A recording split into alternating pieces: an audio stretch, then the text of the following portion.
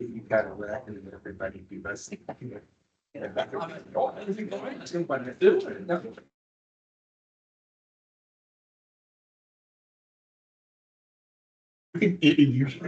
should, because you're great.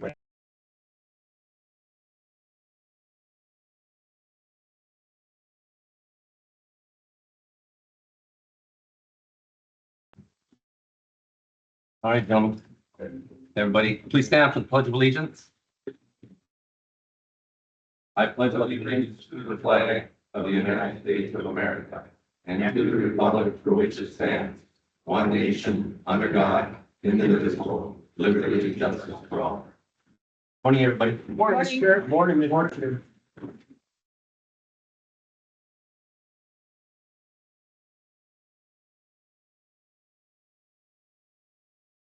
First on the agenda, additions or deletions of the agenda. Mr. Chair, we have one addition to the agenda. After item 7, extension report, I'd like to add item 8, sheriff's report. Don, can I get a motion? moved. Motion by Commissioner Winter, I'll second it. second by Commissioner Moran, as amended. As amended. Discussion? Hearing none, all in favor? Aye. Opposed? Motion carried. Employee recognition, Commissioner LeBlanc. Thank you, Mr. Chair, and good morning.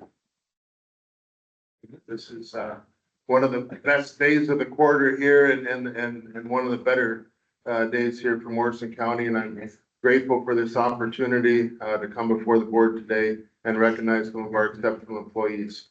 To help me with that, I'm going to invite Katie Cannell to come on up.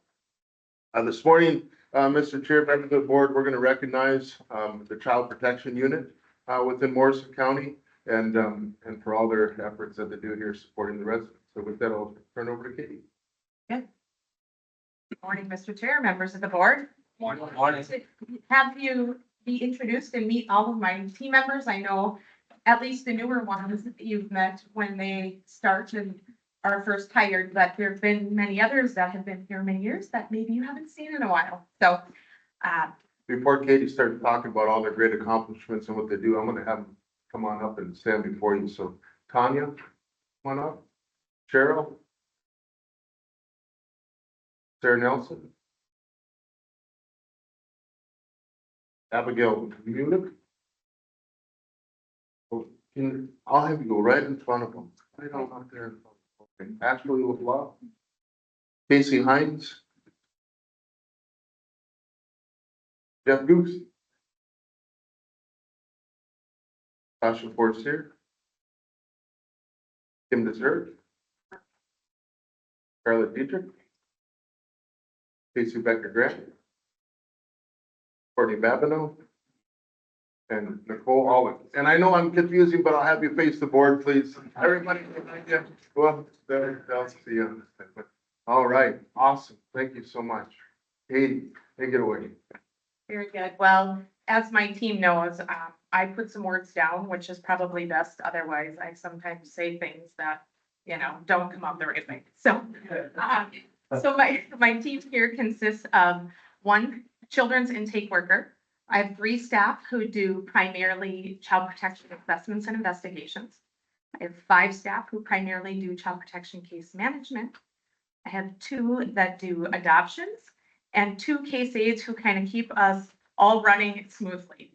And so the work of child protection is difficult and generally underappreciated. The demands from the state in the area of child protection have significantly increased over the last decade. Child protection work is not preventative, but reactionary.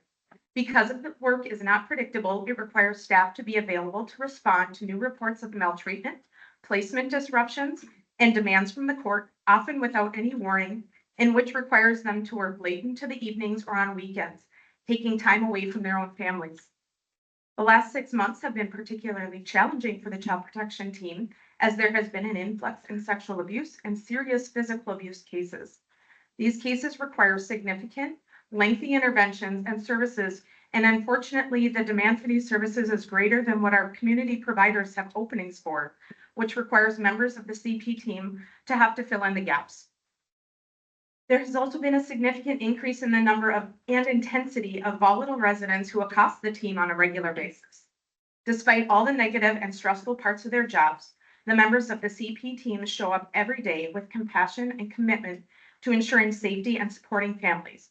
They go above and beyond trying to engage families and build positive relationships, all while ensuring that state and federal guidelines are being met.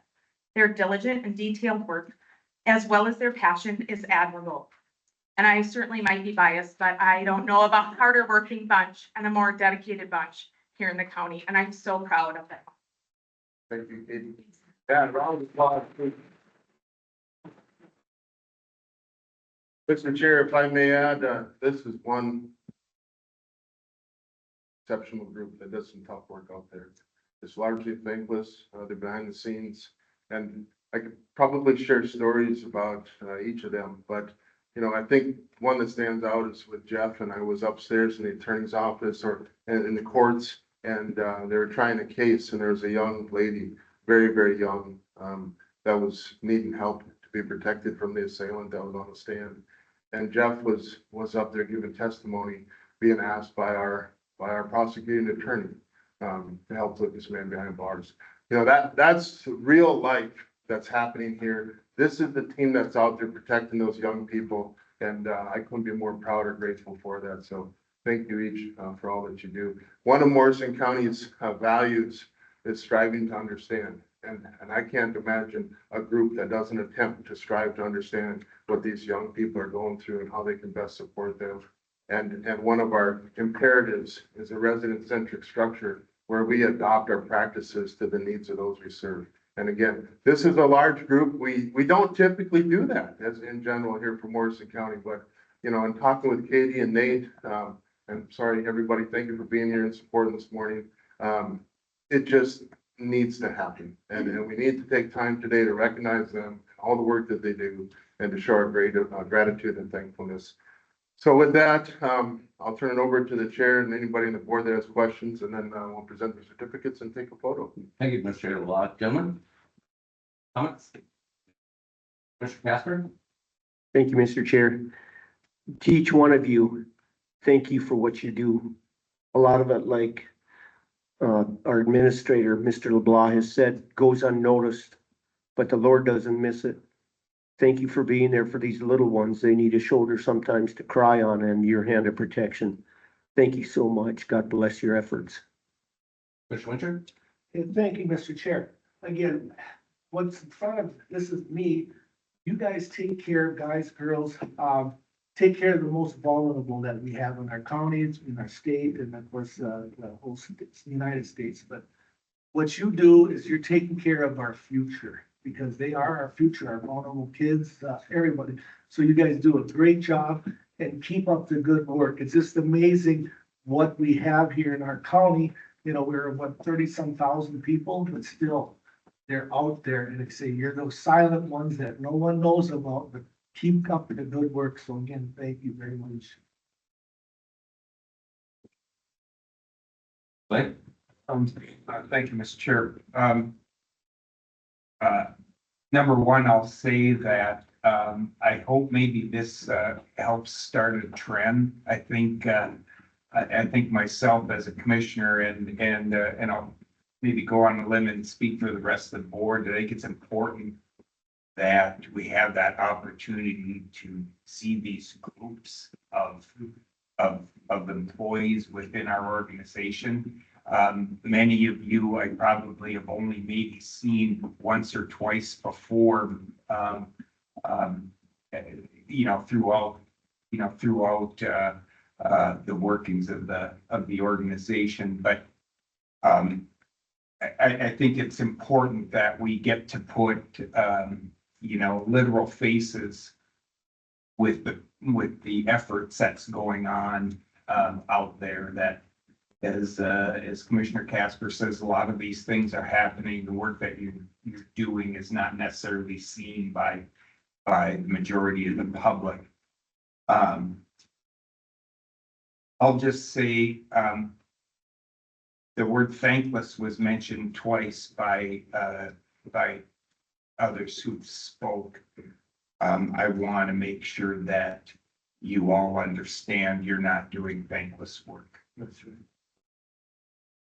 The work that you do is extremely important.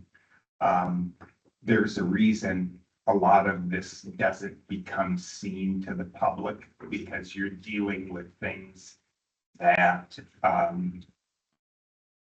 either are in a heinous mode or are borderline. Those are the things we don't like to talk about. We don't like to see. We don't like to acknowledge that are a part of our society. So when we talk about the difficulty that you do, that we don't know, that we don't understand, I'm not in your shoes.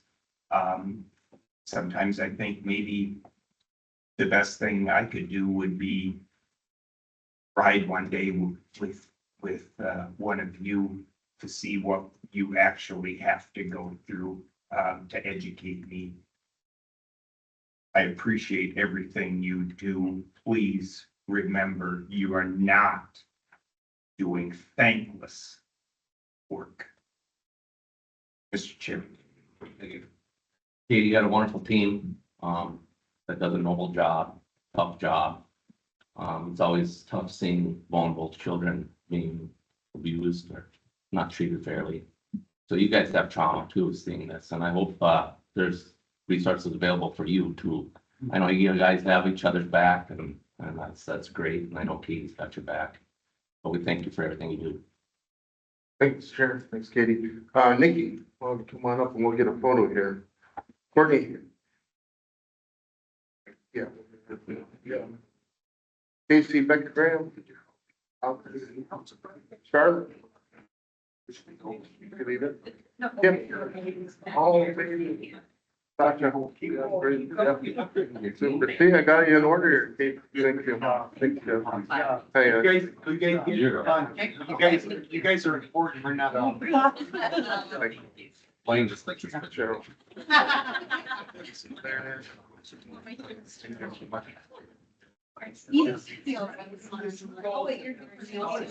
Daddy, sad.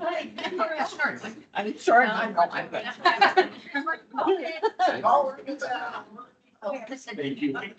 Make sure you. Absolutely. With us. I gotta get out of there. We're not that. We're gonna have to get these two commissioners. Yeah, bring them on up. Bobby, you come down here. You got more room there? Yep. Thank you. Yep. Hey, I'm taller than one girl.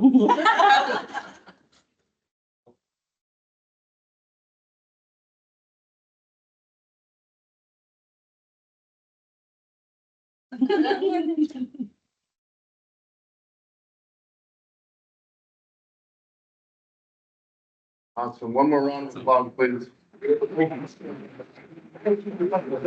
Thank you all for taking. Our next item is to recognize our Award of Excellence recipients, so if you all could hang around, that'd be great. Team should be not strangers. Is it okay, Katie, if I give them for 10 more minutes? Yeah. Okay. Yeah, super. Appreciate it. Richard, Asha.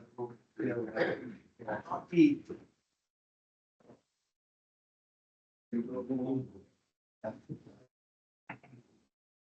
Thank you, Mr. Chair, members of the board. So our next item on the agenda is the Award of Excellence. And the Award of Excellence is an opportunity to recognize one of our own within the county for their exceptional performance. Each quarter, we recognize our quarterly recipients. As you walked into the boardroom today, if you came in through this door, you see their photos on the wall. It's a select few from across an organization that does exceptional work, typically recognized by the department head through a nomination. With that, the quarterly recipient gets an article or write up in the paper. They get a reserved parking spot and they get a piece of Morrison County apparel. So it's a wonderful distinction. And they get this little trophy to put on their desk. And on the back of it, it says fourth quarter Award of Excellence winner. So if you see those around the county, those are our recipients. In addition to that, to be eligible for the annual Award of Excellence, you must have competed and won as a quarterly recipient. And then those four, and then similar to the selection committee, I didn't mention, but the annual selection committee as well as the quarterly selection committee is made up of the board chair, the vice, as well as two department heads that don't have a nominee in that process. So earlier this month, the chair and the vice met to select our fourth quarter recipient as well as our annual recipient. So with that, Katie, come on up here.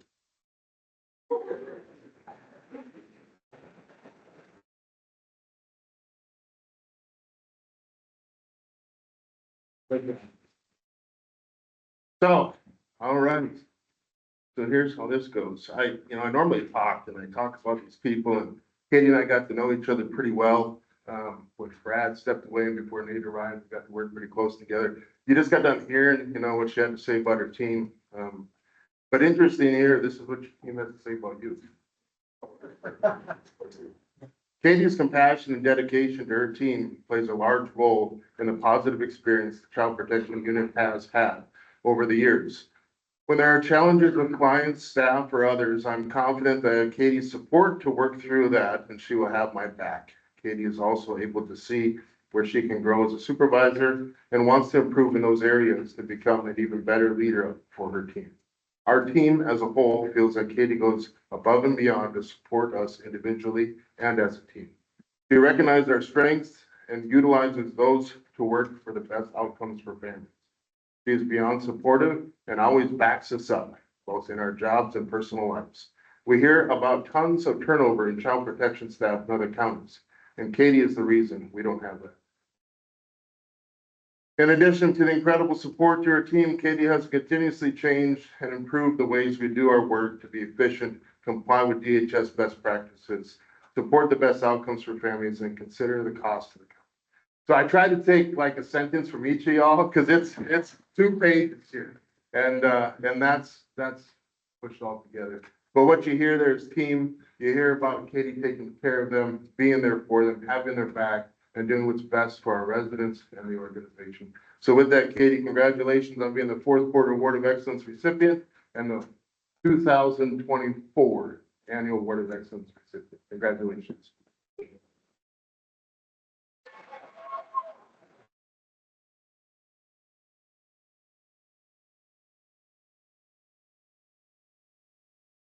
I already said what I wrote. I can't be trusted with the microphone to ad lib.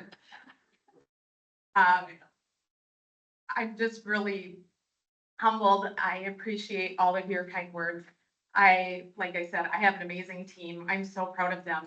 They show up and do really hard work every day. They support each other, and give grace to me when, I maybe get worked up about something and can come back and say, okay, well, this is maybe the more rational way we need to go about this. So I appreciate all of you. And yeah, I couldn't keep doing this job without all of them. Thanks, Katie.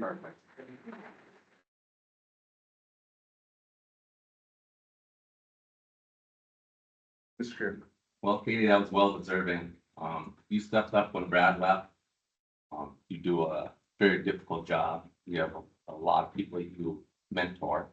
And some of the other things that they say here is you have ability to lead our unit, which makes us better to able to meet our clients' needs. You put them before you and your needs, and you work to think outside of the box to help children in need. And that's great. We're so lucky to have you, and you're well deserving of that. Congratulations. Comment? Mr. Casper? Thank you, Mr. Chair. Katie, I'm a bit jealous of your workers. I wish you were my boss. Thank you. Thank you for what you do. Keep up the good work. God bless your efforts. Thank you, Mr. Chair. It's up, Commissioner Blake. I Take a couple things. maybe you can find something here.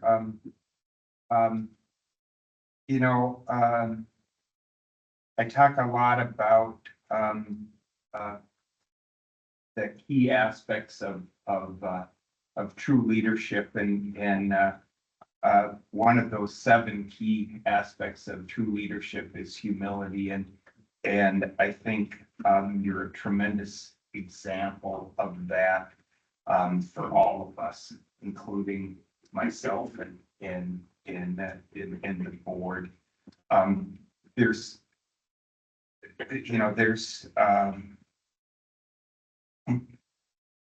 there's something that, I really enjoy that, was kind of touched on here is, we have very little turnover within this organization, which is a testament to the culture, which is really the backbone and the lifeblood of the success of Morrison County. And I have that distinct pleasure, along with my colleagues on the board, of interacting with county commissioners from other counties across the state of Minnesota. And this lack of turnover and strength of culture within Morrison County isn't some kind of secret. This getting known more and more across the state.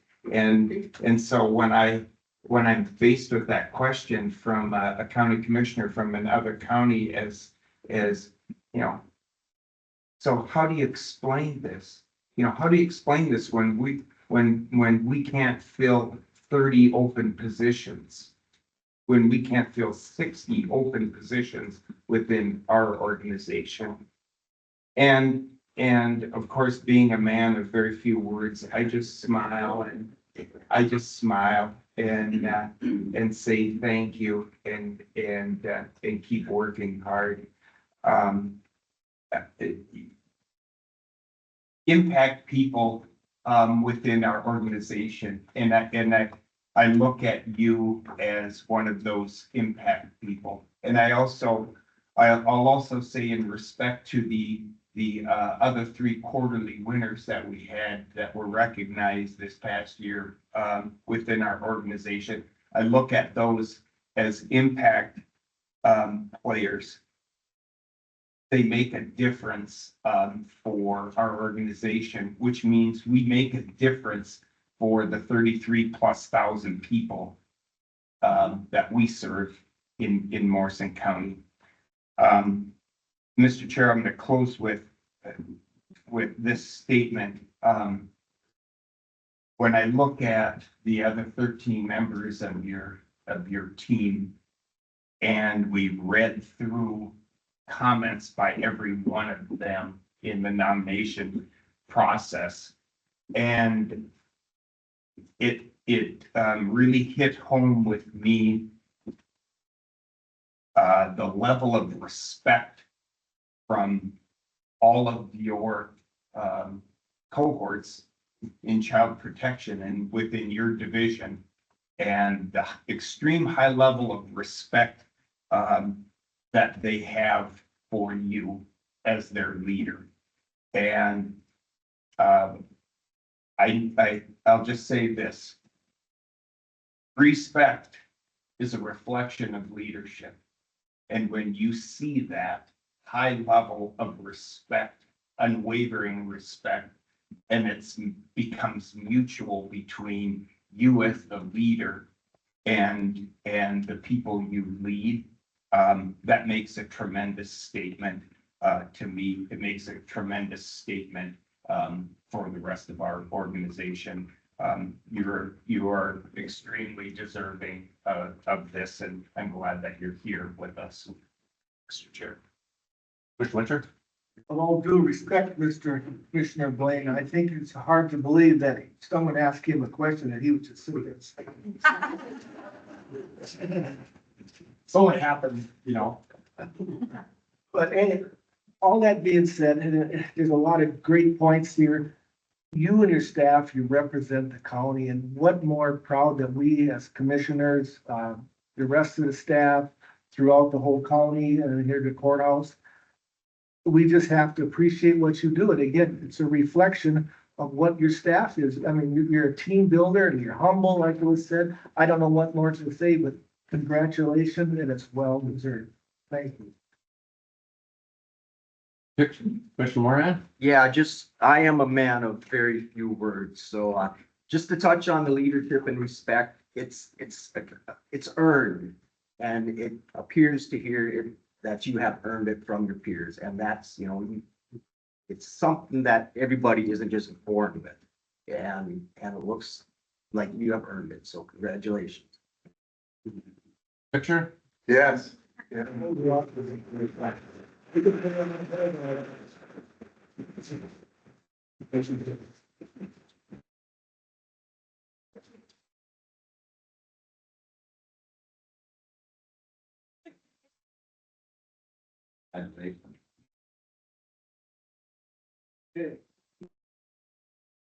do? Center?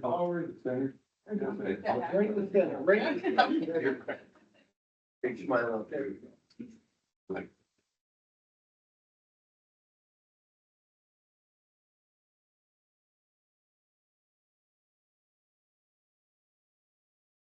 Oh, hit the wrong one. Got it, all right. Thank you.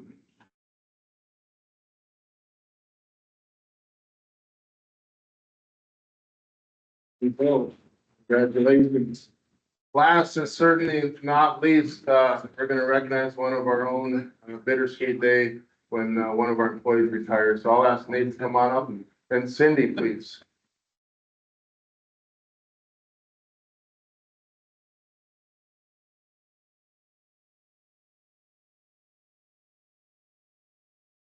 Okay. Here you go, Nate. Here you go. Morning, everyone. Morning. So as Matt said, this is bittersweet. So Cindy is retiring at the end of the week after 20 years of service up in HHS.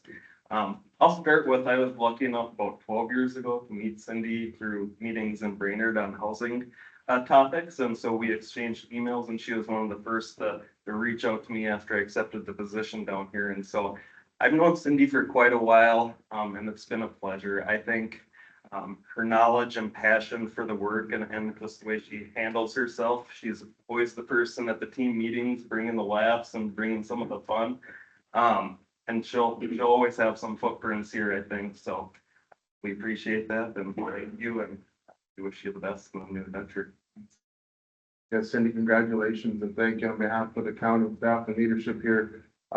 Without people, this would be just a building, a bunch of walls and, chairs and tables. You and folks like you is what makes a difference. You're one of our cornerstone leaders of the organization that we look to. You led a team, you did so successfully through transition, through hard times and easy times, seeing HHS and public health come together and even transition department head unit or position as well. I'm eternally grateful for that.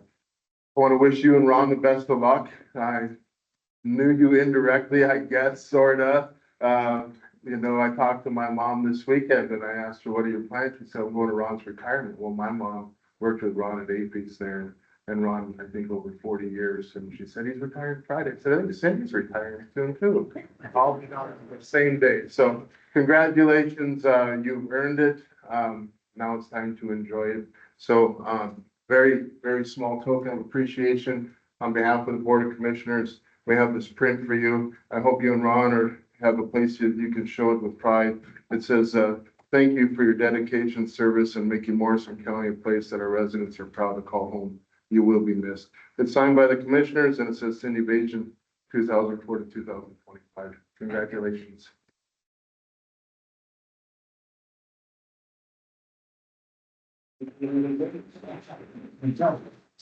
Mr. Chair.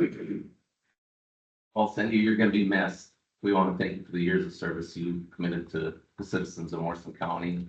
But we wish you all the best, and hope you and Ron have a wonderful retirement. Thanks. Gentlemen? Mr. Casper? Thank you, Mr. Chair. Cindy, congratulations to you. It's bittersweet, as Nate has said. We're so happy for you, but we groan because we're gonna miss you. Thank you for all you've done for the county. God bless your efforts, and I hope you enjoy your retirement with Ron. May you get many years. Yeah, it's gonna be a big transition. I hope it's so enjoyable. God bless you. Commissioner Blaine? You know, I kind of miss, having Cindy come in and educate us. That's gonna be a void there, but I'm sure that you've mentored someone to fill that. But, you always, sat before us, with, educational presentations and updates for us. And with all our bombardment of questions on things and handled things with such professionalism and class. This isn't about being bitter. This is about being sweet, and I want you to enjoy every minute that you have here after you leave Friday, and life is to be enjoyed. Thank you for being a part of our family. Congratulations, Cindy. Again, we got to know each other through the years here. They always say, once you retire, you're gonna become more busy, so you gotta look forward to. But most of all, you will be missed. Don't be a stranger, come by. But again, good luck to you and, your husband for your next journey in life.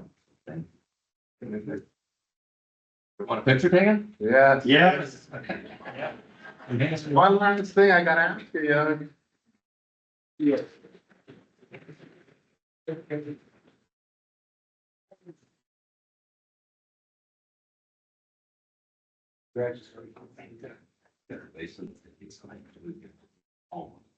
You come right up here, right up here.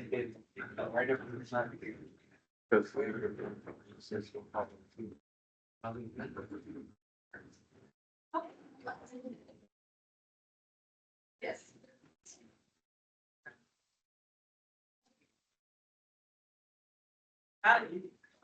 Thank you. Thank you. Boy, Enjoy for your last couple of days. We're gonna miss you. Thank you. Congratulations.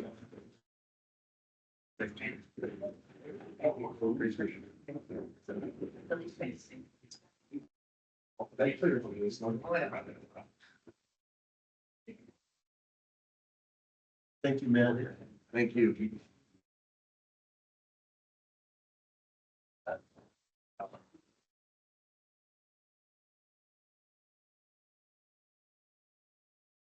all right.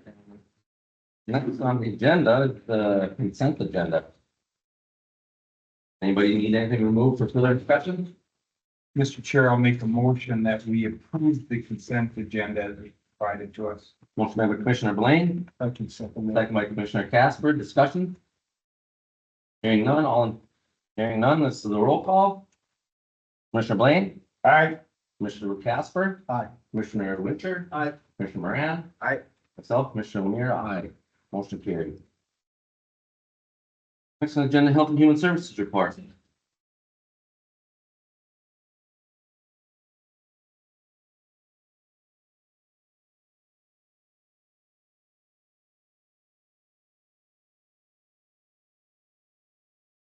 Mr. Chair, Commissioners.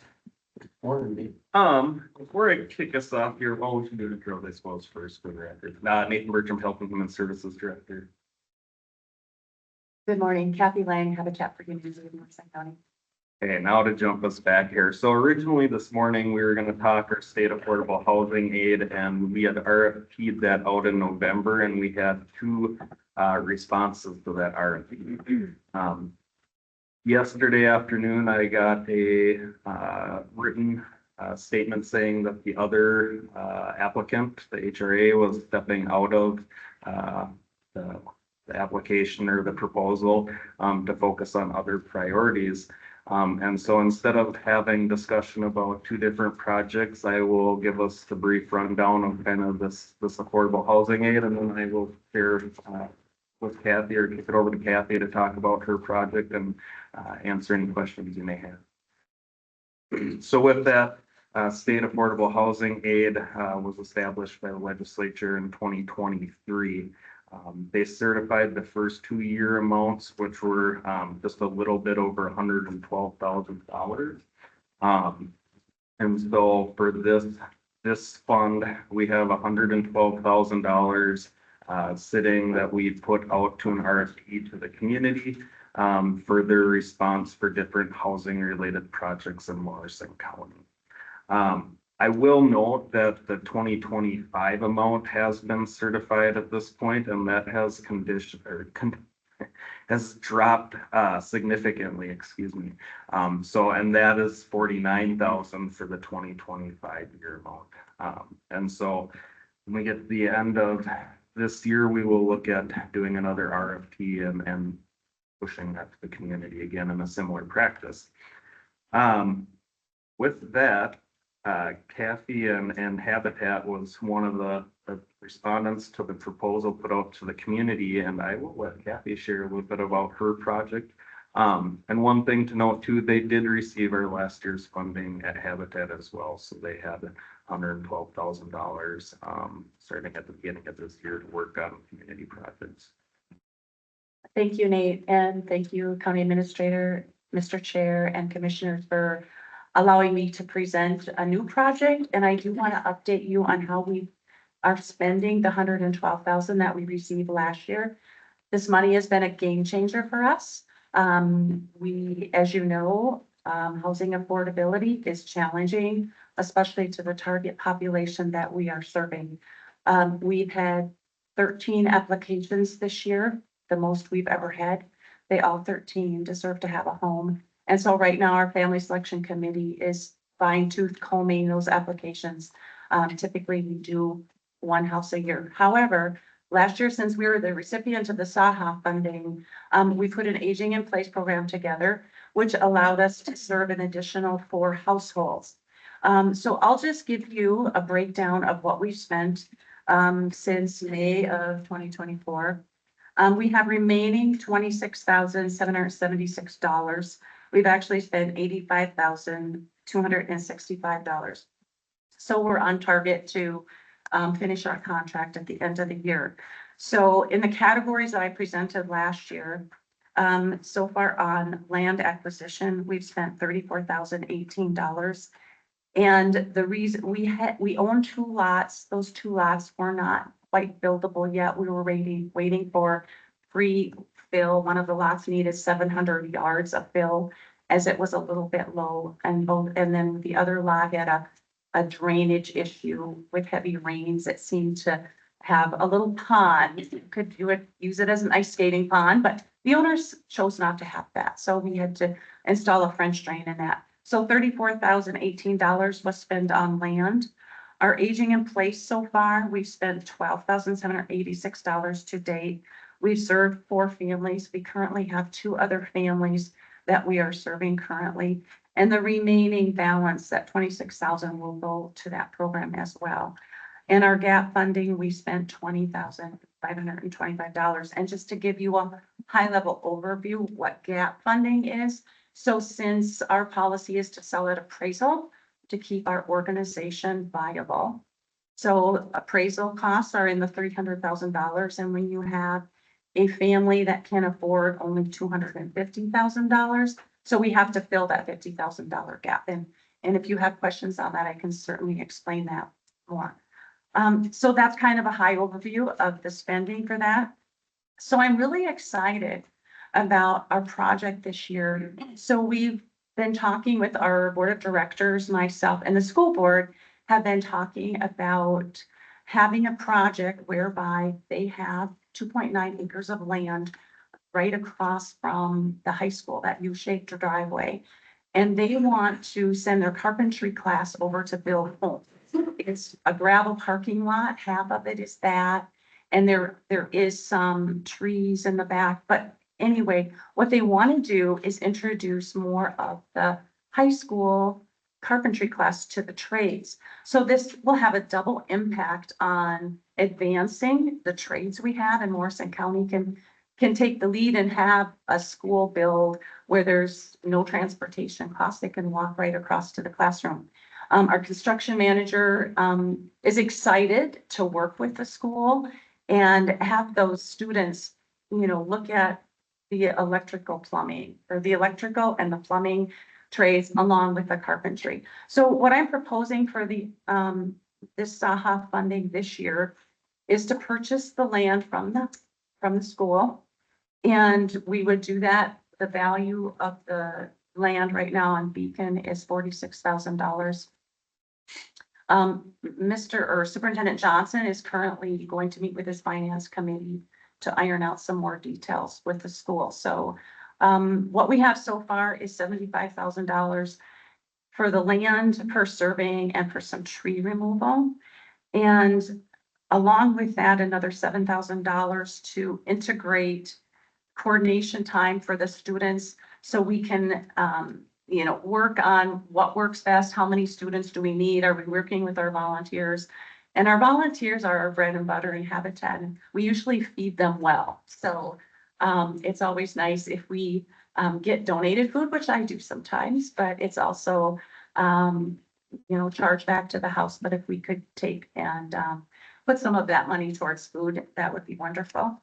The other option in our proposal is affordability gap. We can't get away from that. House costs are what they are. And that's a reality that we have to face. Our board of directors raised the income guidelines to 75% of AMI this year, just because we don't have enough people that can afford the housing at the level that we had seen in the past. And we're not alone in Minnesota Habitat affiliates. They've all raised it, and that's just what we're facing today. And also the Aging in Place program, another $20,000. This may not be enough. We have not advertised this, so it's just referrals from the St. Cloud VA or from different social services that have said, hey, these people need some safety equipment in their house. And the majority of the work we did in Aging in Place has been the safety issues, installing the grab bars in their homes so they could take showers, installing better plumbing so they could actually use their shower and bathtub. We served a family in Randall, a family in Pierce, and then 2 in Middle Falls with one senior citizen needed trailer mobile home skirting installation because she was paying too high of a heat bill. And so it's those types of fixes and repairs that help, maintain our housing inventory in the county. And I know we're all together in this endeavor to, build a better place for our Morrison County residents to live in. And Habitat really is impactful. It comes from my heart that when you see these families where they came from and they actually achieved homeownership, and they couldn't have done that without Habitat. And I'm proud to serve that organization, and I'll leave it open for questions if you have anything for me. Commissioner Blaine? You had something you. No, I'm just trying to get my arms around, so there's a piece of property, you have basically, an agreement, verbal agreement at this point in time with the Correct. school district on a piece of property that they own. Correct. That's nearly adjacent to the school. Correct. Which is convenient. So help me to understand, so are you going to build a permanent home there on that on that property? Or use that property as let's say, a building site? I'm trying to get my arms around that. Sure, that's a great question, and I'll clarify that. So according to the city engineer, there is room for 8 homes on there. So what the school wants to do is we would put forth foundation in the summertime, and when they came back to class in the fall, they would start the framing and the build of it. So it would be 1 house at a time, and the school district is thinking they could get 1 home done on that property. So it would be potentially their classroom for the next 8 years, or their kind of workload for the next 8 years. So then, Habitat as an organization would be the property owner Correct. of that property. Correct. And so then when the first home is completed, then that part of land, that lot of that acreage would then go to the property owner, be in that transaction with the property owner. That is correct.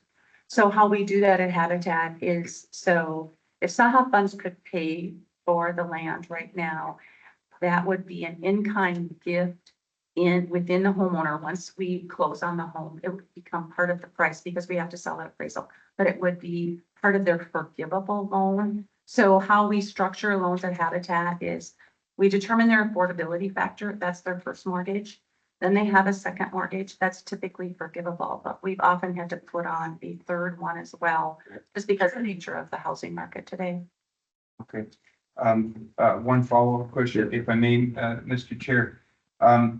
So Nate, when you started out, you said there was and correct me if I'm wrong. So you said that, we received $112,042 in 2023.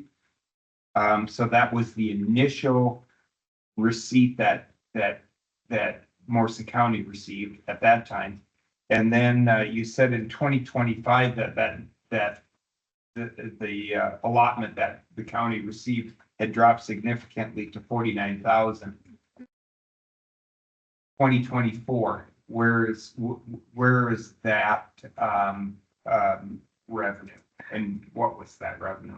Mr. Chair, Commissioner, so I'm gonna throw out some dates, but it gets a little hard to track because of the way they have this set up. So, 2023, our whole 112,000 came in, I think it was December 23rd or something, end of December.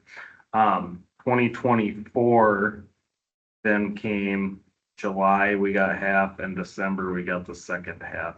Those dollars have just been put into fund balance, knowing that we're gonna RFP these out. And so they're sitting there for this purpose at this point. And then when we get into 2025, we're gonna get half of that 49,000, in July again, with the plan to put it in fund balance. Until December, we get the second half, and then RFP out again and do the process over again. So the 2024 amount was the same as the 2023 allotment, 112,042. And so the money that's already been dispersed to Habitat is really that first 112,000 from 2023. That would be accurate. And actually, we have up to 4 years from date received to expend it at the county level. And then I have some reporting I do on my end that starts this year for the 2020.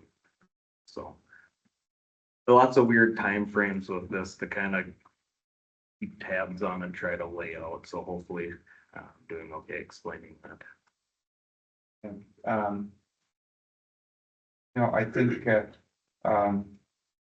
so if I may, this 2.5 acres, is this the property straight east of the hockey arena, or where is that? South of the school, South of? south of the horseshoe. Yeah, it's. Oh, If I can okay. approach and show you this, would that help you, or? Oh, I understand. So it's, Used to be kids parking lot. okay. Yeah, Okay. yep, it's right across from that you showed, so. Okay. You don't want to approach. One time Michelle Fishbach chewed me out for the housing committee. I ain't gonna holler at you. You wanna see it? No, since it was explained to me, so it's, so south of the main entrance of the school. Yes, where that's- yes. it would be. Okay, yep. Very good. Thank you, Mr. Chair. Mr. Casper? Just a quick question. So it was 112 and it's down to 49. What's the reason for this? What's that about? Mr. Chair, Commissioners, if I may. So I'm not sure exactly. Some of this plays into pit count, some of it plays into school survey data, because they do a survey of homeless counts in the school as well. It's kind of a separate thing, and some of that flows back into this. They certify the dollar amounts in August of every year, so in August of 2025, we'll hear what we're gonna receive for 2026. I can certainly dig more into it, but I don't have the exact formula or how they come up with the dollar amount. That's fine, that's helpful. Okay. Thank you. Mr. Chair. Commissioner Winter? Thank you, Mr. Chair. I'm gonna go back. At this time, there was two applicants, one applicant pulled, and again, clarifying what they said they want to move on to some more important things. I'm sitting there going, well, that's kind of your language, whether you want to correct that or not. What would be more important than this here?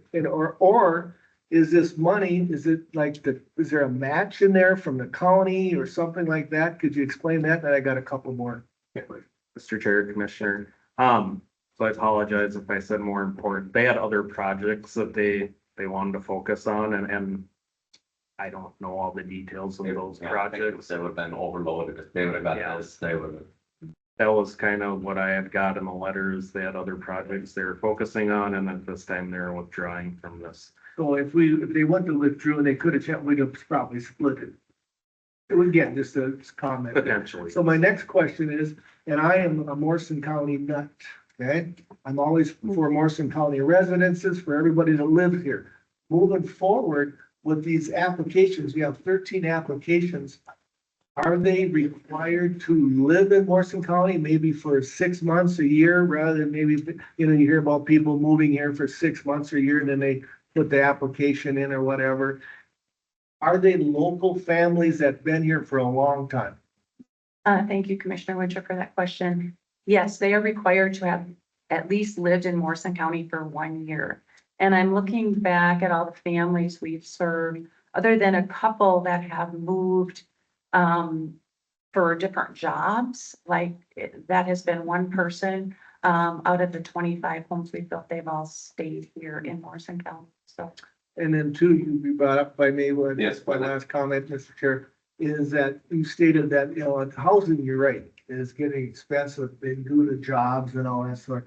So you have a house that's 250, 300,000. I think you got a $2,000 again, if you say the 75% or however that works, you got a major payment here.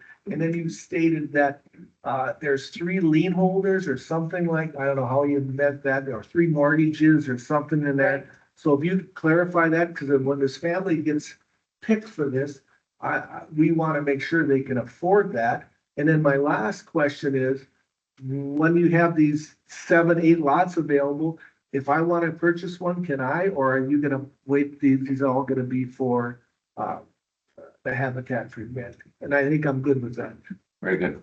Well, I never turned down anyone to apply, but I will put out the income guidelines at first to show you what you are required to have as far as income. So, but thank you for your interest in applying. And I want to encourage you to do so because that's not my decision. We have a family selection committee that does that. So I'll explain the structure, but we offer 0% interest financing. Okay, so other than the bank loan, it's so different from how we do it. So we finance the homes. We want them to be successful. Okay, so when a partner is selected, I sit down with them and we look at their income and their debt.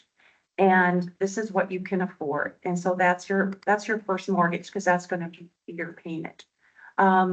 So our payments, I think house number 3 is at $200 a month, which was built in 2001.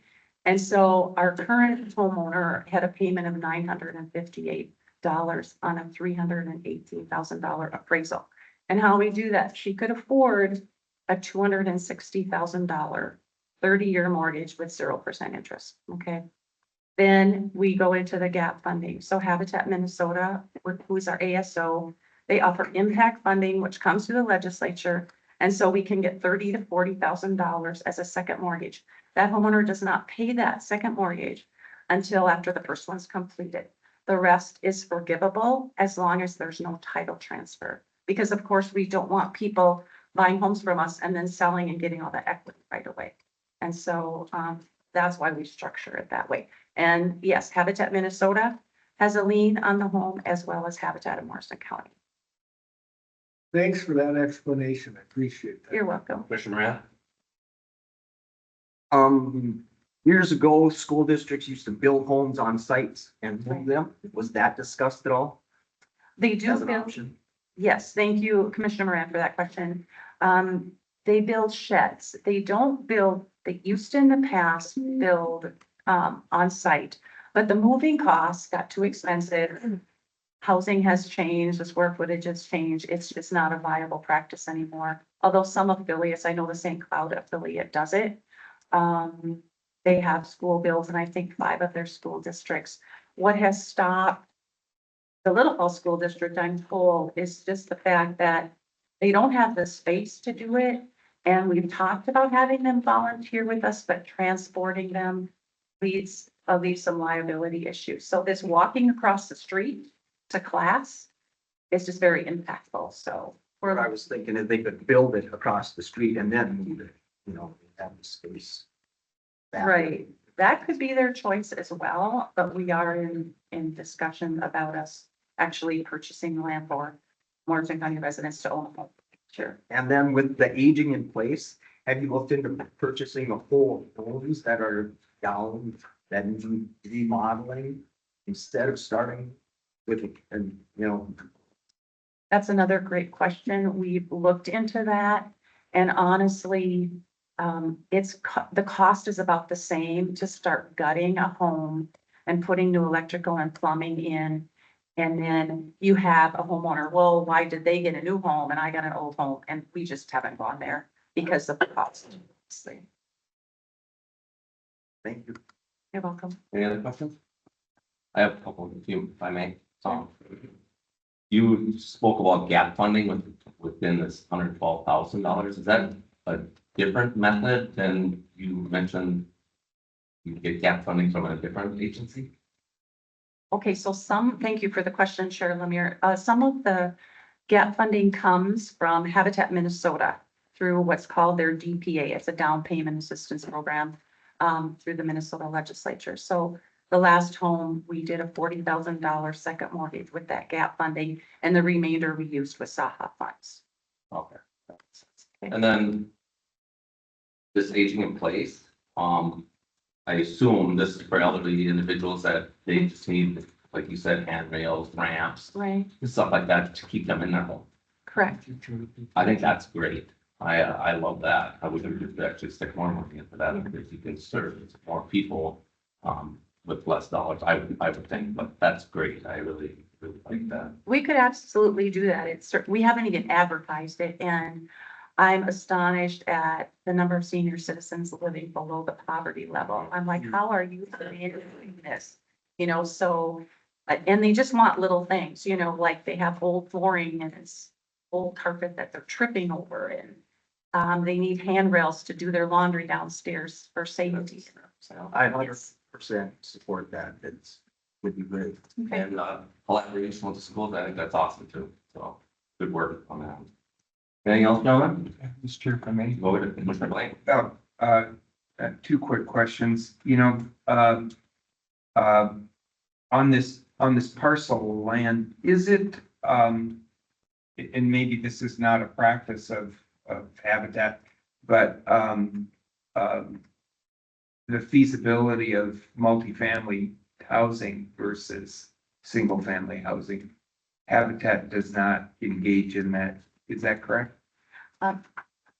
Thank you for that, Chairman Blake. We actually have thought about multifamily housing. Some affiliates do it in larger cities. It's just not something our board has addressed, but we certainly could think about it. I guess the single family home ownership is historically what we've done, so we're just, on that trajectory right now. And I recognize that, and I recognize the success that you've had and the impact that you've had into the communities, in that way, and just recognizing that, not only in the city of Little Falls, but in Morrison County as a whole, the need, there is this very definitive need for housing out there. And was just curious if if, looking at, multifamily housing, was an option or something to be looked at. My second question, was, so if we look at this, project with this property, you know, we're looking at this is kind of an 8-year project, you know, Right. in optimal sense. We say we can do a house a year. It'll take 8 years to do that. The value of that property by rights should increase over time. So the value of that last lot will be greater than the first one that's built. And I don't want to dive too deep in the weeds, but I'm assuming that there is mechanisms within funding and within the value of those homes and that property that helps recognize that increased value without increasing the value of the or the increased value becoming an obstacle to a prospective family moving into that house, because now all of a sudden this property has appreciated in value, which makes the house maybe outside of the realms of what ownership could be. And is that correct, or is that a struggle that the organization has with that? So when we purchase lots, when it comes to actually doing the build on it, that price stays the same, you know, because that was our cost. So it'll be the same with this project as well.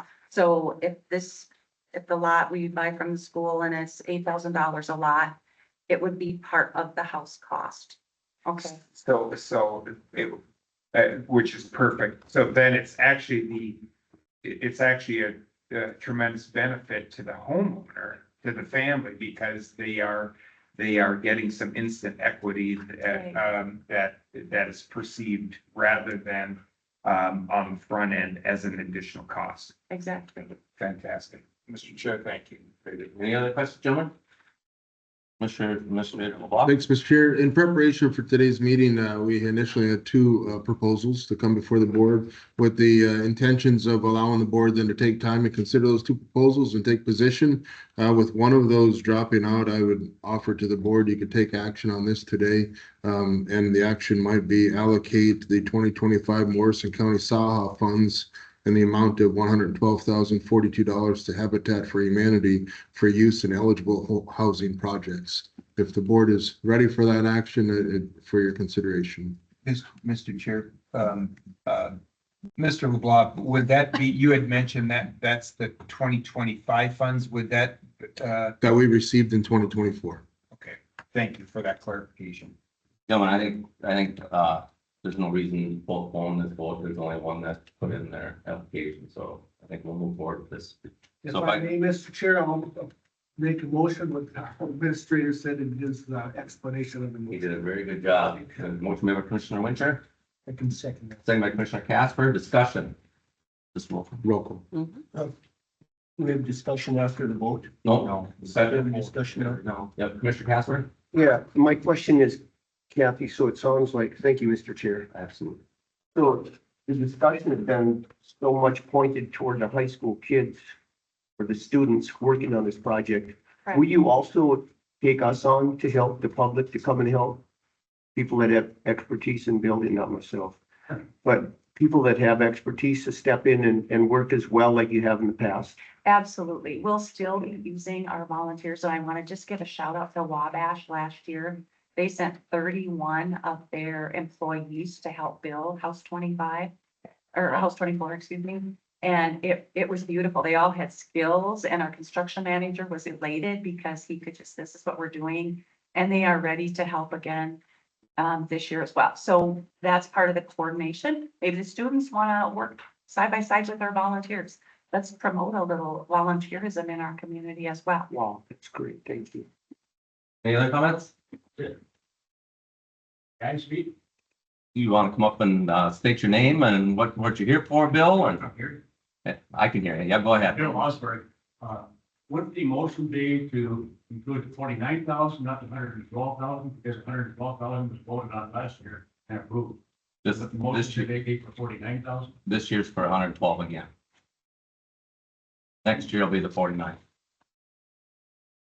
Sorry. That's all right. No. Any other comments, John? Hearing none? Mr. Chair, you had mentioned, you'd mentioned a few times, a construction manager.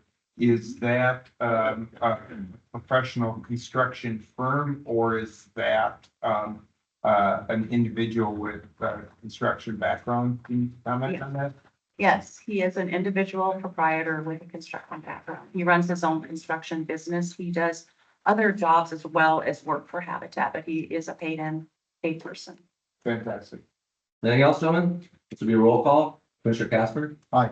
Commissioner Winchard? Aye. Commissioner Morano? Aye. I myself, Lemire, is an aye.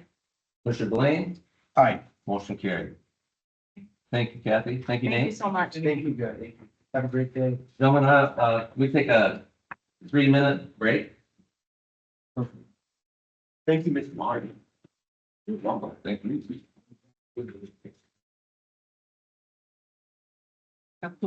Right. Yeah. Do it now. So here's Amy Minder.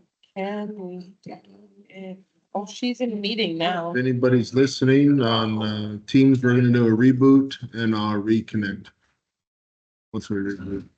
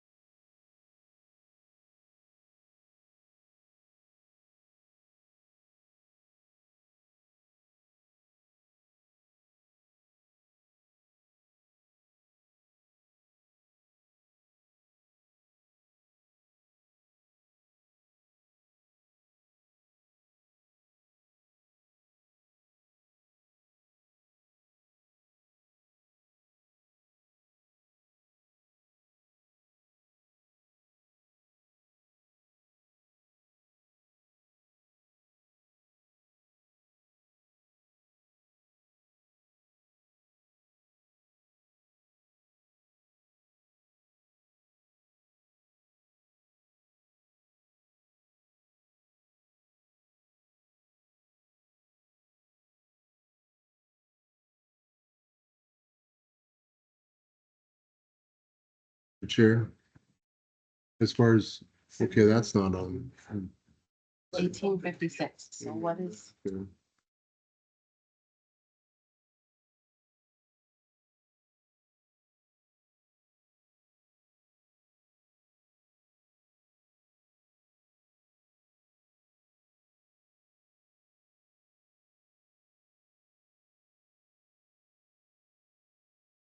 Show it off now. That's ever good.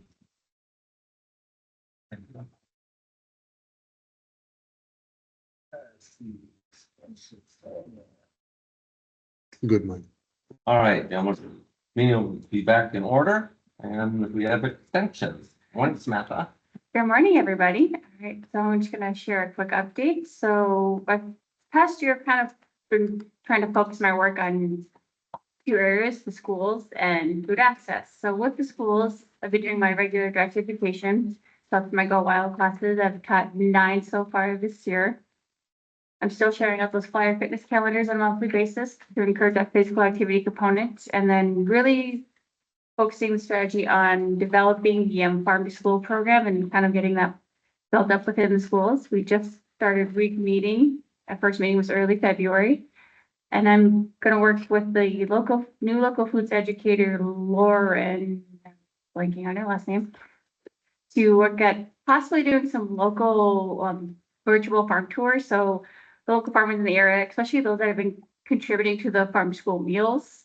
Like one example we talked about yesterday, our first meeting is connecting with Brenda Rudolph with Raising a Farmer, doing kind of a virtual farm tour with her. She's usually been pretty good donating or not donating, selling her and working with the school on the protein portion, and then having that connection with the students, where their food is coming from, kind of keeping it brief so they can share it during farm school month in October. So kind of working on the logistics of getting those videos kind of up and running and sort of what that would look like, and hopefully getting them videoed and edited and ready for school next fall already. So those are some of the projects kind of in the works, at least with farm to school. Then we'll always do our local meal, the apple crunch. Ron Welchard's been really good at donating apples. So working on, I'll continue with that farm to school and slowly hoping to grow that program each year. I just got some teen cooking classes down, set up with the CDC class at the high school, and those are gonna set up to start in March. And then with our partnership with SHIP and Public Health, we were focusing on the Little Falls School District to start, but just this year, we started connecting with all the schools in Morrison County on all of our health initiatives and just connecting with them, well, okay, what are they doing? What can we do to help? And then just offering the current resources and successes that have worked really well with Little Falls into the other schools, Piers, Royalton, Upsall, all those other schools within Morrison County. So that's slowly kind of trickling outside of Little Falls into the other schools. So I'm really excited to see what that's gonna look like in the next coming years. So again, that's one of my focus areas is, the youth in schools, and then food access. I'm sure none of us are really surprised. It's a growing issue everywhere, so focusing some strategies on that. In November, I was able to pull together a lot of agencies and businesses that are working in food access around Morrison County and kind of forming a food access committee. And then coming up with strategies as a team, what they see as the gaps and what we can realistically work on. So one of the first things that came up, and this actually came up with the food access survey I put out 2 years ago, was education and marketing. A lot of people just don't know about the current resources. So we worked since November, we've really worked on updating their food resource brochure and then pushing that out as much as we can and trying to find anywhere and everywhere that can share a food resource brochure.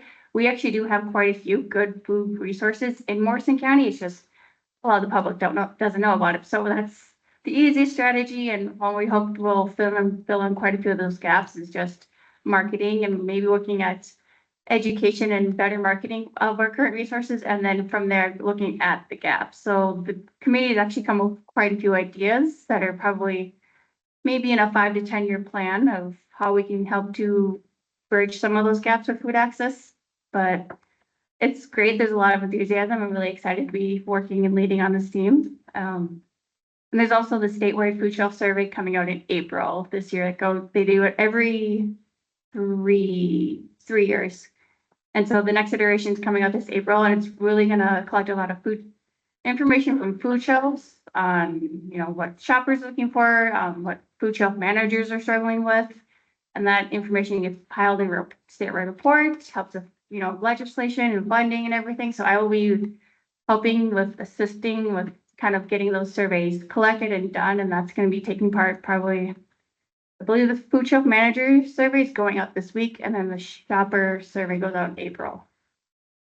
So I'm really looking forward to helping with those and seeing what kind of information comes out of those reports. That's my kind of current, and then potential upcoming programming would be, I'm looking at doing some programming with the farmers market this summer. There's a lot of programs that are coming up that, again, marketing people don't know about. We're trying to implement POP Plus. So we have POP at the farmers market already. That's the $2 token program for kids ages 4 to 18. They can go to the market, get a $2 token to use to kind of buy produce. We're implementing that in for seniors called POP Plus. So the same concept, seniors can go to the market and then get a token, or I think we're using vouchers for seniors, so they look different. And then use that to buy produce and ideally encourage them to shop more at the farmers market. And then in addition to that, also promoting the, I don't even remember the acronym. It's FMNP, I think it's Farmers Market Nutrition Program. They just pushed it out last year, but it came out in July and there wasn't a lot of good education and marketing around it. So a lot of seniors were getting these vouchers and not really knowing what they were for. So working on the education piece with that, I'm going to help with, because I think they're getting $30 worth of vouchers to spend at the farmers market, again, to encourage that healthy eating. So I'm going to work with the farmers market, and then I think the senior center is giving out the vouchers on that education piece. And then hopefully try to get a childcare training in the works, probably late spring as well. Since my school work will probably be slowing down, I'll have time for that. That's usually what I'm focusing on. Any questions? Mr. Chair, just as a kind of a scene setter, I guess I should have said that as Sam came up, and a reminder to the board. Throughout the year, each of our departments are invited to come before the board at least to provide an annual report. And some departments come in and provide monthly in person, as well as or on a consent agenda. And for the extension department, they're also invited to provide that similar report to the county board. Their frequency is quarterly, and Sam is here in first quarter for the extension office as our SNAP Ed educator. So that's what brings her here for us, is just an information for the board. Very good. Commissioner Winter. Some accolades. I met Dave Foley, he's the regional, I believe, up in Cloquet Regional Extension agent up there. He was just stating how well Morrison County Extension and everything, the clubs and all that help other organizations within the state of Minnesota. You guys are pretty much at the top here, including yourself and other education educators. And again, I'm a 4-H guru, so I watch that pretty close. And you guys, is this the work that we do here? I'd say we're #1 county, of the quad, so I don't know if you have I think we're doing really well with collaboration, because that's what you're really going to see the most impact, is just that connection and collaboration. I'm really excited to be working with Lauren, the new local food person. She seems to be excited to kind of just dive right into some of the projects as well. So again, yeah, we had our extension.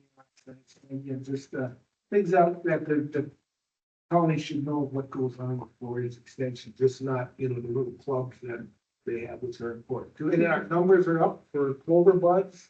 I mean, everything is positive for 4-H. Very good. Thanks for sharing that, Commissioner. Commissioner Blaine? Thank you, Mr. Chair. Samantha, at the Quad County meeting here a couple of weeks ago, was there, and they had we had a wonderful presentation and education on the bird flu. And one of the interesting points, and I certainly did not forget this, but and you can't forget it because it's in your face daily in the news. The impact that the bird flu has on not only on the cost of poultry as a protein source for families, but especially in the dramatic increase in the price of the eggs. And so the presenter there, who was fantastic at that Quad County meeting, had made the point to us, there to educate us that eggs were, a predominant source of protein in that SNAP Ed program. Do we have, and so going back to what you just illustrated to us too, the importance of the farm to school program. Obviously, I understand certainly, the importance the SNAP Ed program has out there to, especially to the youth, and to young families out there. Do we have, some type of a hedge, against that cost that helps us to be able to still utilize, that as a protein source, in that SNAP Ed program, like from maybe, farms of Benel County at all, or? Not that I'm aware of. Right now, I'm just with the education piece, at least, I'm just, educating on other low-cost proteins at the moment. Because I mean, I used to say, eggs are great low-cost protein, but not currently at the moment, so. Yeah. So looking at, like, and I think we've had like a bird flu, God, was it 2000, early 2000s or in there? So like, it goes in waves, like there's always food recalls and just, again, the education, being aware of what's available, and then also just like shifting. And it's a great way also to get that variety in your diet. So, I mean, eggs are great, they're generally low cost, but like, you want that variety anyway, so beans are a good protein source, they're always low cost. They rarely have a food recall. Yeah, and with, maybe, I don't know if it's right here in our area, but I know, in the metro area, you're limited, well, even in St. Cloud, you're limited on how many eggs you can buy. It's like you can buy an 18-pack, one per customer per visit or things like that. So there's limitations out there, with the supply demand, issue. I was curious about that in the efforts to meet those nutritional needs for these families out there, the impact that egg market is having on SNAP Ed. Right now, I'm not aware of anything that's kind of supplementing that cost, but I'm just kind of educating, okay, here's some other low-cost protein options that you can use, and then again, focusing on variety is key in your diet anyway, so. Fantastic. Thank you, Mr. Chair. And one more thing, Mr. Chair, reminder for our administrator and you yourself, we have 2 new appointees that are coming aboard. And if you want to get with Matt, we'll appoint these in a couple of weeks. Commissioner Jasper has one, of course, you need to, so. Get on the agenda for 2 weeks. Sounds good to me. Got that, Matt? All right. Thank you so much for being here today, Samantha. We appreciate it very much. Always Thank good. you. Have a great day. Thanks,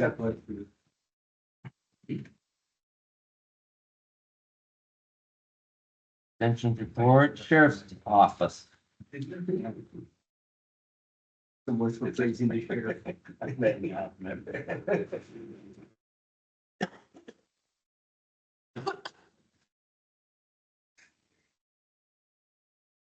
Good morning, Mr. Chair.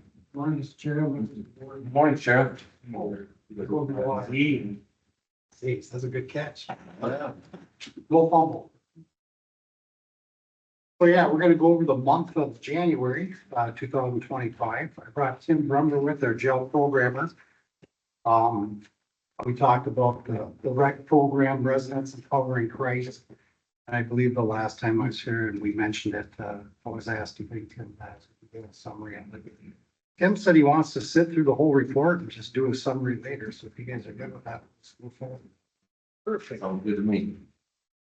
So you'll see the picture on the top, that's the rec program, which we'll come back to. The bottom photo, I always share photos, kind of highlights of the month, if you will. I post a lot of this, all of it on Facebook, or Morrison County Sheriff's Office Facebook page.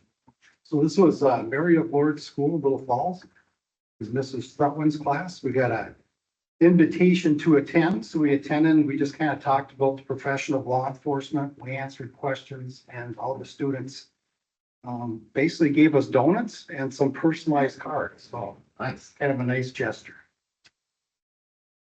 Moving forward, you'll see that we had complaints received. Number of complaints was 766. Criminal complaints was 42. We had 34 of those cases cleared.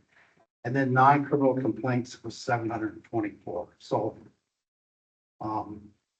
this is my first time in front of Commissioner Moran, so I'll just kind of explain a little bit. The criminal complaints, that's just the complaints that law enforcement investigates for gathering evidence for the purposes of prosecution. And then the non-criminal complaints is like it doesn't involve a violation of criminal law. It could be like a deer or a car versus deer complaint, parking dog complaint, something like that. Civil process, you'll see we had 46 papers. We collected $800 and executions received was 391. So we serve all kinds of papers for the sheriff's office. We do legal papers, whether it's divorce, notice of hearings, could be order of protection, could be harassment, restraining orders. It could be summons and complaints. It could be subpoenas, things of that nature. That's kind of what that's all about there. The executions received, that's just money judgments against the person. So we get involved with that. Usually, whether it's a bank or an employer, we get usually 4% of the amount that's collected. So drug investigations we'll tackle on one of the last pages of the report. And then highlighting our training, we had 10 officers attend coroner training. So every deputy is trained as a coroner. So when we go to death scenes, we're investigating the death scene is, we're trying to rule out foul play, things of that nature. We're taking our photos, we're doing our reports. And we're always having contact at every death scene with the Midwest Medical Examiner's Office. And so they put on the training, the Midwest Medical Examiner's Office, and that's through ANOCA. Basically, they're preparing deputies how to investigate complaints, the scene management, what to look for evidence. They talk about recognizing forensic evidence, things of that nature. So that's kind of a highlight of the training. And then moving on, you'll notice we had 42 criminal complaints for January 2025. I'll just highlight what we saw the most of. So the 3 o'clock position, it's the orange pie, if you will. We had 8 PWIs. 7 of those were alcohol. 1 of those was drugs, which in the past, the numbers were probably either 50-50 or a little bit more drugs versus alcohol. Doesn't really mean much. It's just what we saw that month. In the 6 o'clock position, you'll see the maroon pie. It's disturbing the peace. We had 5 complaints. And then the 9 o'clock position, we had thefts. There was 8 of them. We had theft from a fish house, theft from a vehicle, swindling, shoplifting, false representation, etc. So that's kind of the highlight of that. Moving on to our traffic citations, I looked up January of 2024, we had 220. January 2025, we had 271. So our numbers inclined a little bit there. Just to highlight that, we had 14 speeding citations issued, 203 verbal warnings, 18 written warnings, and then you'll see we had 14 DAR, which is driving after revocation.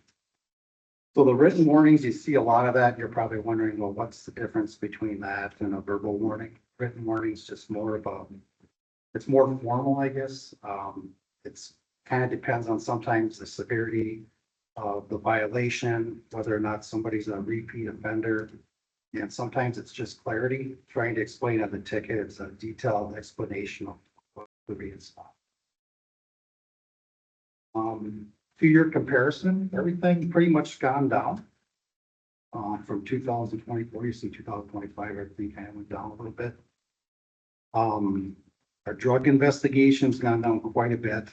A lot of that, I looked into it, was us basically assisting the city of St. Cloud every time they needed something. So that's why the numbers went down quite a bit, because they're actually finding their own people, so our people can focus on our stuff here locally, which is a good thing. So the Central Minnesota Violent Offender Task Force, we belong with, it's Morrison, Stearns County, Benton County, and Sherburne County. And then there's investigators from St. Cloud Police Department as well as the Sartell Police Department. We did do some drug interdiction stops this last month in January. So what happens is you'll have 14 officers come and we just kind of look at different residences that we're dealing with, that we have problems with. We kind of work together and do drug interdiction. There might be one report, but we're dealing with 3 different things at one time. There might be 3 individuals with 3 separate charges, but it's considered one report. We also had a canine detected methamphetamine, where we had a couple stops with a little under an ounce and one was over an ounce of methamphetamine.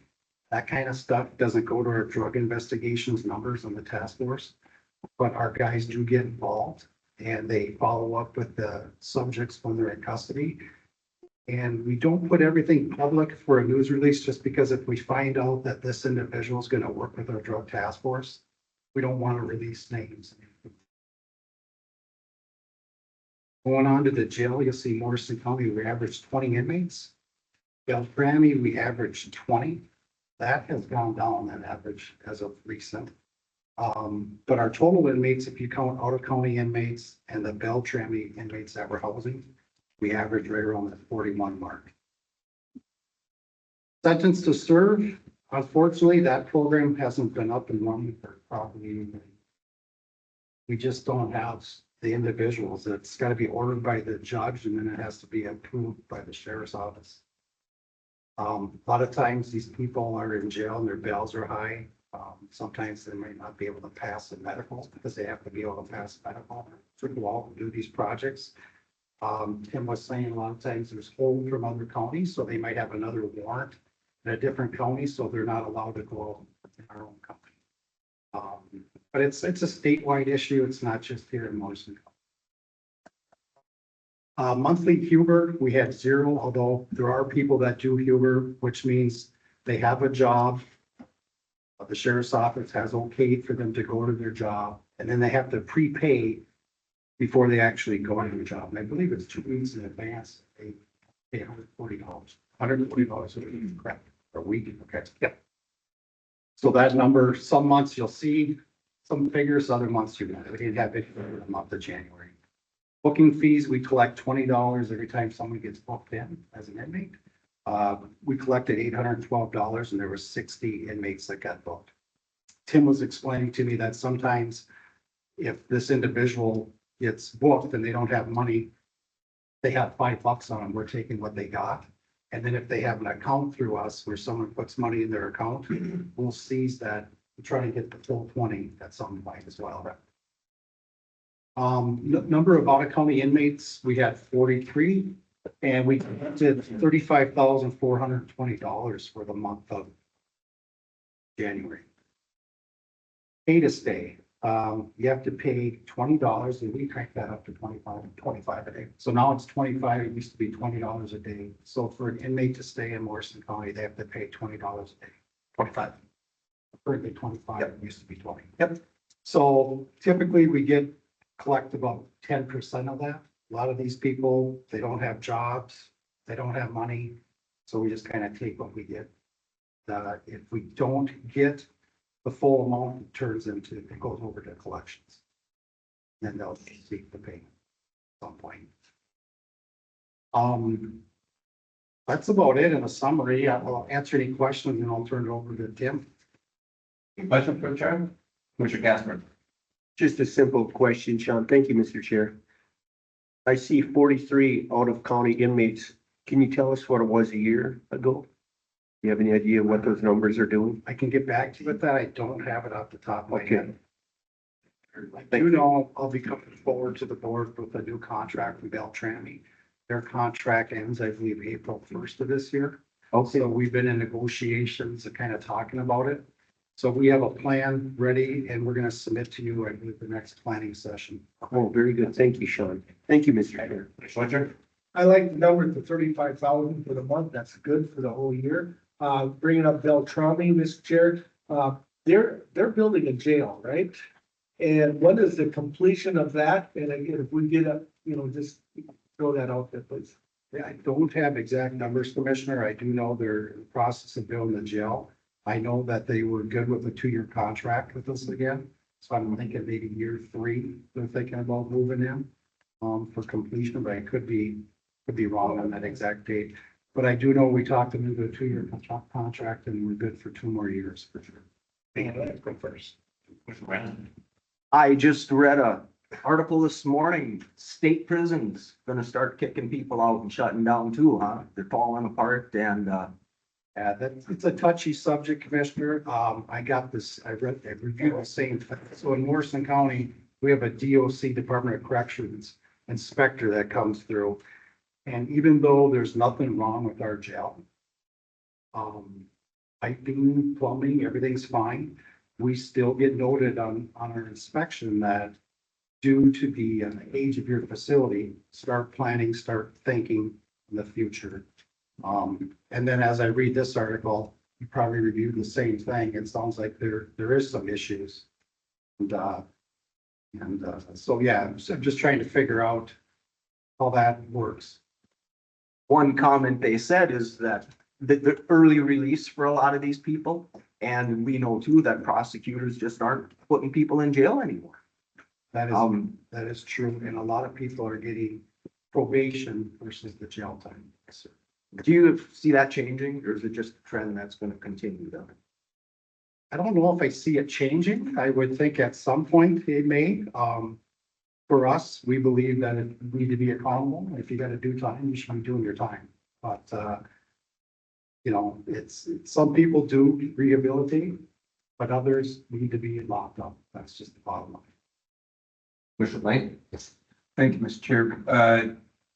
Sheriff Larson, with the county's efforts and the region's efforts on the war against illicit drugs and that, and with the federal government, this administration's dramatic push to find these individuals and incarcerate or ship them out. I was curious if you've had correspondence or contact with ICE, and if those efforts, the strong efforts spearheaded by the federal government are finding their way here to help us out in our area. Well, Commissioner, to answer that, we've always had a good relationship with our federal partners. We're always communicating. Sometimes the topics of communication switch, but our primary goal is just to uphold the law and ensure public safety. So we believe that working and collaborating with our federal partners is the way to go. Now, that doesn't mean if we bring up the topic of illegal immigration, there's been a lot of complaints. I shouldn't say complaints, a lot of concerns and a lot of questions as to how is the sheriff's office going to deal with this. And my thing is, and what I tell people is that at the end of the day, it's not like our office is doing raids. We are not going door to door, farm to farm, looking for these individuals. However, we also don't have the authority to act as an immigration official. We have to follow state law, they're following federal law. But I would not hesitate to work with them in the capacity where they say, hey, we need assistance. We have a violent criminal. Can you help us? Because I think my job, our job is to keep our county safe. And if we're going to do that, that means we have to work together. That answers your question. Yeah, very, very good. Thank you. Appreciate that. Any other questions for the sheriff? Thank you, Sheriff. Mr. Brummer, good morning. Morning, everybody. We had Reg 53 last month, January 11th and 12th. We had 24 offenders that went to the program and completed it. We had over 40 volunteers in the jail. It started Saturday morning about 7:15 in the morning and went till about 8:30 Saturday night and then about the same on Sunday. So it's a long weekend. We had a lot of fun. It was good. The offenders learned a lot from it. Can we put the slides up and I'll go over kind of, I wanted to talk a little bit about this is a packet that every inmate gets from the rec program volunteers that come in here. I just wanted to go through that a little bit, that we get it set up there. The first slide there, that's a healing prayer. So they get a healing prayer that they're supposed to pray at bedtime. And when Monday morning comes following the rec, the jail on Friday was up here and on Monday it's here. Everybody's mellow, they're happy, they're relaxed. They had time to talk about all their problems throughout the weekend, the things they need help with, getting God into their life and opening up to these volunteers that come in here and do a phenomenal job running this program. This rec program is so good. If we can go to the next slide, please. That's just a picture of God. And then on the back of that, there is some reading scripture that the offender gets and they can read through that. And there's ministry to the suffering address down on the bottom. They can write to that and get more literature, more help on that. I'll cover this kind of quickly. The next slide, if you would. That's the Residents Encountering Christ. There's some information on there. And then the tech program on the bottom. Tech programs run through the Belle Prairie Church. I think everybody knows that. Daryl and Bev Welly are the coordinators. They run this thing and it's done in 7 different counties in Minnesota, in our area. It's Morrison County, Douglas, Stearns, Benton, Otter Tail, Mille Lacs, and then the Minnesota Correctional Facility in St. Cloud. And our Central Minnesota Rec program is run through the St. Cloud Diocese. So they fund it, insure it, set it up, etc. And then the Wellies are the coordinators for our jail. They have been ever since it started over 30 years ago. So they do that. If you could go to the next slide, and that's what that is a mini reunion. So the following Friday night after the rec program, about half of the volunteers come back. We bring all the inmates up that went to the rec program up into the classroom. We do singing, we do prayer, we do a little testimony, and we have cake, water, etc. And the jail inmates love it. It's a chance for them to reenact with everybody, talk about their week, how their week went, and just kind of unwind and unfold a little bit. It works really well. And then the next slide, if you would, please. That's the inmates can write to the WHEAT team. Now, the WHEAT team, I gotta explain this a little bit, is about 10 volunteers and usually 1 or 2 former inmates that have went to a rec before. They're in a different part of the jail. What they do is they help set up the meals. They help with the artwork, the drawings, the testimonies that are going to be done, the music, etc. They're kind of workers is what they are. They're almost service. They have all the other volunteers and the inmates. So that's kind of neat, and they can write to them about whatever they want. That's their business. And then the WHEAT team will write back to them. They can stay in contact that way. And some of these people stay in contact, the inmates, with rec members for years afterwards. It's amazing. It's just amazing. And then the last page is kind of the same thing. This is for all the inmates. They can write to anybody on the rec team they want about whatever they want. If they need a Bible, if they want to visit, if they want help looking for a job, whatever, they can stay in contact with the rec team and do that. And so I just want to talk about that a little bit. And then in our packet, every one of them gets a cross that the WHEAT team makes for them. And on the back of the cross, it says, Christ is counting on you.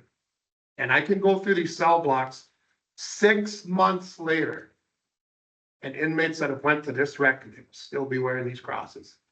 It is amazing how it hits a lot of these inmates. It is so important. This program is huge. Can't emphasize enough how important it is to our inmates, our community. I see the rec volunteers all the time in the public. They're just ecstatic about it. They'll come up to me and visit, give me a hug. Thanks. It's so neat. It's a super program. And the very last slide there is a certificate of completion. Every inmate gets a certificate of completion. It shows that they went through the rec program here in our jail, the dates on it, and it's signed by the two rec coordinators, Daryl and Bev Welling, and that's theirs to keep. It's theirs forever to keep. So a lot of these rec people come in on every Wednesday night and do a church program. We got 18, 20 inmates going up to this classroom. We're packing this classroom because it's hitting them, it's helping them. It's helping them. It's getting them to accept Christ, try to get their skeletons out of the closet, get rid of their demons, and give them the right guidance and what they need going forward. And it's huge. And I'm so proud to be a part of it. I'm proud to share it with you guys and the sheriff. He is so supportive of it. Matt and I talked about it in length the other day. We had lunch together. It's I can't say enough. It's just great. And the next one's coming up July 12th and 13th. That'll be Rec 54. That one's coming up. So if anybody has any questions, comments, I'd love to answer them. Commissioner Winter. Again, I gotta tell the sheriff, I appreciate how he supports this, but Tim, most of all you. But I am just amazed at the volunteers that you have for this program. And my question would be, how does one want to become? If I want to, become a volunteer, who do I reach out to? I mean, 40 some already. I don't know how many volunteers you can have, but that's amazing. You would contact Daryl and Bev Welling. They are the coordinators for the program. They set up the volunteers, then they give me the list. And I do background checks and all the checks I need to do because I have to make sure who's coming into our facility is people that we know are not gonna cause a problem, because it's gonna fall on me if it does. And when you say Bev Welly, that doesn't mean much to me because I think is she in the phone book? Is she in? Not very church. Oh, I understand. If you want to just reach out to me and I will give her all the That's what I'm looking for. information, absolutely. Somebody would want to do that. Yeah. So. I'd be glad to help you with that, absolutely. And I encourage it. People out there in TV land too, Yeah. They want. Yeah, anybody can contact me right at the jail and I will get them pointed in the right direction and. Yep, they're looking for volunteers. And that's not because they don't have enough volunteers. And it doesn't matter if you're Catholic, what religion you are. They're gonna tell you this, it's open to everybody. There's one God. We all worship him and we're gonna work as a team. So, Mr. Chair. Go ahead, Sheriff. Tim wants me to say this or not, but he did put in his resignation. It's not till June. I hope that we can find somebody just as motivated as that. We continue this program on because it's very important to Morrison County and to you guys. And I just want you to know that. I believe that this program shows not only our facility, but Morrison County in a whole, how we actually care for inmates and we're looking at the reform versus the punitive measures. So I just want to thank Tim, our entire staff and all the volunteers, because that's definitely what makes the program keep going. So thanks for everything. And I want to thank you, Sheriff, for allowing Tim to do this rec program. It's always nice seeing Tim come here with the enthusiasm and his empathy he has towards the inmates and him, you help one, that's a home run. It is, it's a grand slam. Yeah, you should be proud of the work you do, and I remember when you took over this position and you're a rock star. So thank you for that. Gentlemen, Commissioner Cass. Mr. Chair, I want to tell you guys, thank you for what you do there. You will never know this side of eternity, how big a difference you'll make in these people's lives. I know a number of them that will never be the same after coming through. Thank you so much. Keep up the good work. And Tim, no, you can't retire. So that was easy. Thank you, Mr. Chair. Thank you, guys. It is a great program. It's great to see how things start on Saturday morning. And then you get to about late in the day Saturday, how it's went from here to here. And then Sunday, it's like they're all singing, they're all doing testimony, they're all doing their artwork. It's amazing how you pulled that many offenders together with volunteers. And like Commissioner Lemire said, if you help one, it's a grand slam. It's true. We want to help them all. Want to help them all. I tell every one of them, just because you're in here doesn't mean your world is ended. We're gonna get through this. You're gonna get out. And it's what you do when you go forward, when you get out of here. It's gonna make you you. If you take this and use it, it'll help you. It'll do a tremendous amount of difference for you. That's what we try to get into, and it's worked. It's worked with a lot of, it's worked with a lot of offenders over the years. It has. Very good. Well, thank you for coming here today. Mhm. It's always nice to see you. It was Thank you, welcome. Sheriff. Appreciate it. Thank you, guys. Have a good day, everybody. God bless you, gentlemen. God bless. Administrative support. I have nothing for the board, Mr. Chair. All right, gentlemen, you got anything? Committee reports. Okay. March 2nd through March 15th. Randy, you wanna hit off? I sure can, Mr. Chair. March 2nd, on the 4th, there's a planning session at 8:30 here. There's budget afterwards. And I believe there's no planning commission or board of adjustments that evening, so there will be nothing on the agenda for that one. On the board, On the 4th, yep.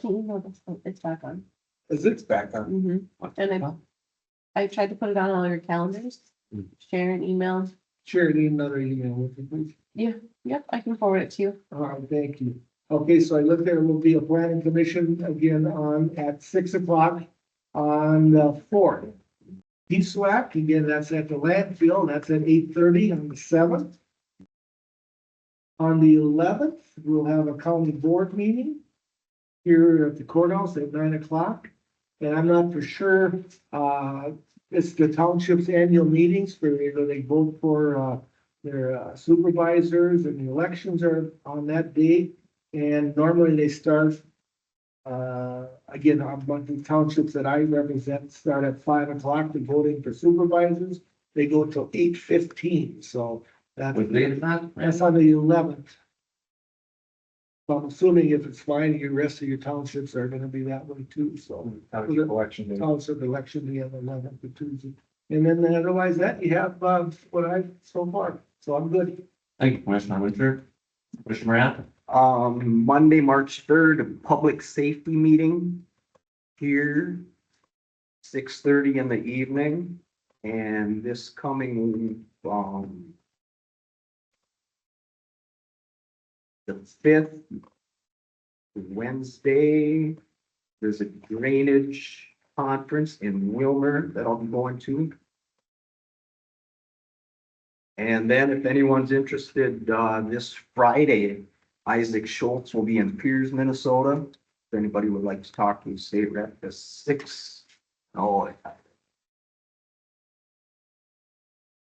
8:30 AM at Piers City Hall. That's on the 28th. Yes. Okay. That all you got? Yep. All right. They mentioned the budget meeting on the 4th, correct? Okay, and then I have employee breakfast meeting with Jen Sanders. I don't know if you're supposed to be, but Yep, that's that. yeah, that's following the budget meeting. And then following the budget meeting, I don't know, following the employee breakfast, Commissioner Casper and I have AIS grant application review. Whenever, the employee breakfast one is done. So, Put it down for 10 o'clock, Tabitha, and then the location be Land Services Office. and then at 6 o'clock that evening, I'll be attending the pipeline safety meeting in Baxter, Minnesota. On the So, 4th. on the 4th, yep.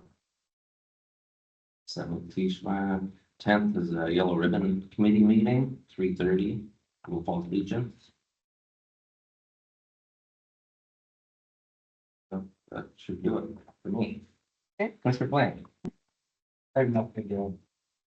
Commissioner Casper, Okay, I want to make mention that, I have a virtual meeting that's been canceled or, canceled on March 6th, Thursday.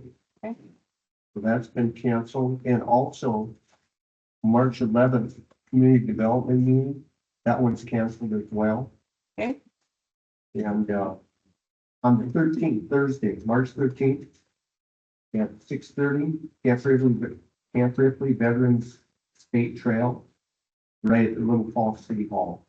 That's all I have, Okay. Mr. Chair. Well, thank you, Commissioner Casper, Commissioner Winter. Yeah, and to follow up on the fourth for the planning commission, board of adjustment, what I'm reading here, there is no planning commission, but there is a board of adjustment, and that's for Pike Creek Town Hall. For Pike Creek Township. Well, I need to get support to do it at night. Mhm. I love you. All right, is that done for that? Anything else? I got something, I got some trivia, whose birthday is it today? Morrison County. That's right, Mhm. 169 years today. Thanks to Tabitha for reminding me. of Us, privileged to be a part of Morrison County and privileged to be in the footsteps of those that came before us. I think I truly believe we have one of the greatest counties within Minnesota, and I'm privileged and honored to be a part of it, and I'm privileged to stand aside and sit with you gentlemen to make it a better community for our constituents. Thank you, Mr. Chair. Anything else? Hearing none, meeting adjourned. John, Mr. Chair. Good, nice job, Mr. Chair.